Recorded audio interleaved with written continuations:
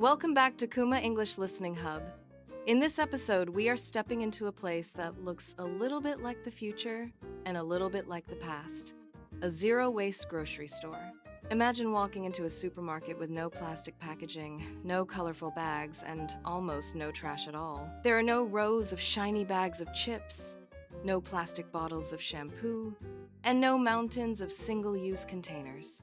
Instead, you see glass jars, metal scoops, fabric bags, and big containers called bulk dispensers. This is the world of zero-waste shopping. Today, you will hear how a typical visit to a zero-waste grocery store works, how these shops try to reduce rubbish, and what challenges they face. As you listen, try to notice useful vocabulary about shopping, sustainability, and everyday life. Let's start with your arrival. You push open the door, and instead of a shopping cart, you see shelves full of empty glass jars. On one wall, there is a scale. On another wall, there is a station where people are quietly pouring rice, pasta, and lentils into containers they brought from home. A shop assistant greets you. Hi! Do you have your own containers today, or would you like to borrow some of ours? You open your backpack and pull out 3 glass jars, a metal lunchbox, and 2 cloth bags. The assistant smiles. In a regular supermarket, this might look strange. Here, it is completely normal. At the scale, you put your first jar down. A small screen lights up and shows the weight of the empty jar. That empty weight is called the tare. The machine prints a tiny label with a barcode and the tare weight. You stick it on the lid. You repeat this with your lunchbox and your cloth bags. Now, all your containers are officially registered as empty. When you fill them with food, the cashier will subtract the tare weight so that you only pay for the product, not for the jar. This step takes a bit of time, especially if you are new to the system. But once you know the routine, it becomes automatic. Some regular customers even keep the same labels on their jars for months, so they never have to weigh them again. Now that your containers are ready, you walk into the main part of the store. Instead of packages, you see rows of transparent tubes filled with different foods. These are bulk dispensers. There are also large metal bins with lids and glass tanks for liquids. Above the dispensers, small signs show the name of the item, the price per 100 grams, and sometimes the country of origin. You see, organic basmati rice, 0.45 per 100 grams, grown in India. Dried mango, 1.2 per 100 grams. Grown in Burkina Faso. Dark chocolate buttons, 0.95 per 100 grams. Made locally to get rice. You choose one of your cloth bags and place it under the dispenser. You pull down a handle, and the rice pours in. The sound is like heavy rain on a roof. You watch carefully and let go of the handle before the bag becomes too full. You close the bag and tie it with a small string. On another shelf, there is a pen and some paper labels. You write rice and the product code, which is on the sign above the dispenser. Then you stick the label onto the bag. This is how the store stays organized. Because there are no printed packages, customers have to help with labeling. If they do not, the cashier will have a pile of mystery bags and jars at the checkout. Next, you decide to buy olive oil. In a normal supermarket, each bottle is already filled and sealed. Here, the bottles are empty. The oil is stored in a big stainless steel tank called a refill station. You place your glass bottle under the tap, press a small button, and golden oil flows down. There is a clear line on the bottle showing 1 liter, so you know when to stop. Above you, a sign explains, "Please fill slowly. If you overfill, use the small funnel to pour back into the tank. Do not waste." You realize that shopping here requires more attention than in a regular store. You are not just grabbing items off a shelf. You are measuring, pouring, and making decisions about how much you really need. Zero-waste stores are based on a simple idea: reduce or completely eliminate packaging waste. Traditional supermarkets depend on packaging for branding, safety, and convenience. Every brand wants its product to stand out. That is why the same item might be sold in a plastic tray, wrapped in plastic film, and then placed inside a cardboard box, which is then wrapped again in plastic. The result is a lot of garbage. Much of it is used only once. In a zero-waste grocery store, almost everything is sold unpackaged or in reusable containers. Customers either bring their own jars and bags, or they borrow containers from the store and return them later. Some shops operate a deposit system. You pay a small amount for a jar, and when you bring it back, you get your money back. This system is not completely new.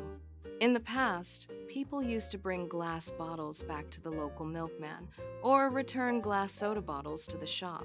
The modern zero-waste store takes that old idea and expands it to almost every product.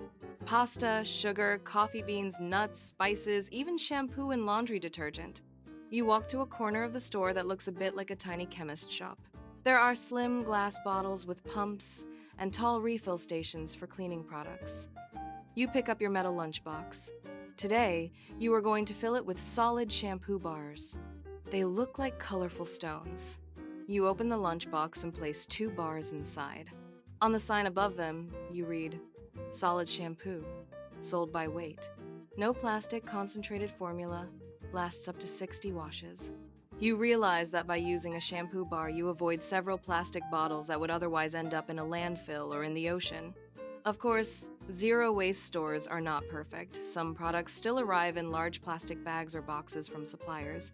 The difference is that one big bag can replace hundreds of small ones, and many stores try to recycle this packaging through special programs. Also, not every product can be sold loose. Yogurt, for example, must be stored carefully for health reasons. So some zero-waste shops sell yogurt in reusable glass jars. Customers pay a small deposit and return the jars when they are empty. Now, back to your visit. Your backpack is starting to feel heavier. You have rice, nuts, dried fruit, chocolate, olive oil, and shampoo. You have also picked up a jar of local honey. The label says that the jar can be returned to the beekeeper. At the front of the store, there is a quiet line of customers waiting to pay. Some have baskets made of woven straw. Others hold fabric bags full of jars. When it is your turn, you place each container on the counter. The cashier scans the tare label, then weighs the full container. The computer automatically subtracts the weight of the jar and calculates the price of the product. "Nice choice with the dark chocolate," the cashier says. "That one disappears fast around here." You laugh. You have already eaten 2 chocolate buttons while waiting. As you pay, you notice the receipt. It is shorter than usual. There are no brand names, no super saver offers, no marketing slogans. It simply lists the type of product, the weight, and the price. On the wall behind the counter, there is a big sign with 3 questions. Did you buy what you need? Can you reuse what you used today? Can you share what you learned? These questions show that zero-waste shopping is not just about buying food. It is also about changing habits and attitudes. Now, let's pause and look at some advantages and challenges of this kind of store. Advantages: less packaging waste. Because customers bring their own containers or use reusable ones, the amount of plastic and paper waste is dramatically reduced. More conscious shopping. Measuring and pouring products forces people to think about quantity. It becomes easier to buy only what you need. Potentially less food waste. You can buy 50 grams of a spice instead of a whole jar that might sit in your cupboard for years. Support for local producers. Many zero-waste stores work closely with local farmers, beekeepers, and small brands, which helps the local economy. Challenges: higher prices. Some products in zero-waste stores are more expensive than in big supermarkets. Small shops cannot compete with the huge buying power of large chains. Time and effort. Customers need to prepare containers, remember to bring them, and spend more time in the store weighing and labeling. Limited selection. Because the shop is small and specialized, there may not be 20 different kinds of cereal or snacks. The choice is usually simpler. Regulations. Health and safety rules can be complex when selling unpackaged products. Shops must keep everything clean, fresh, and traceable. So why do people still choose to shop there, despite these difficulties? For many customers, the answer is values. They feel that their daily choices matter. Every time they refill a jar instead of throwing away a plastic bottle, they feel they are taking a small step toward a cleaner planet. For others, it is also about community. Zero-waste shops often host events, workshops on making your own cleaning products, talks on composting, or recipe exchanges for cooking with leftovers. Customers get to know the staff by name. They share tips on how to freeze food in jars, how to repair old clothes, or how to make snacks without plastic wrappers. Compared to a normal supermarket, where people often rush through the aisles with headphones on, a zero-waste store feels slower and more social. The atmosphere invites conversations. However, it is important not to romanticize it too much. Zero-waste shopping is more accessible in some places than in others. In small towns or low-income neighborhoods, there may be no such stores, and even if there are, people may not have the time or money to shop there regularly. Some critics also argue that focusing on individual actions like refillable jars can distract from larger systemic problems: industrial pollution, global supply chains, and government policies. They ask, is bringing my own bag really going to change the world? Supporters of the zero waste movement usually answer like this: personal choices alone are not enough, but they can create cultural pressure.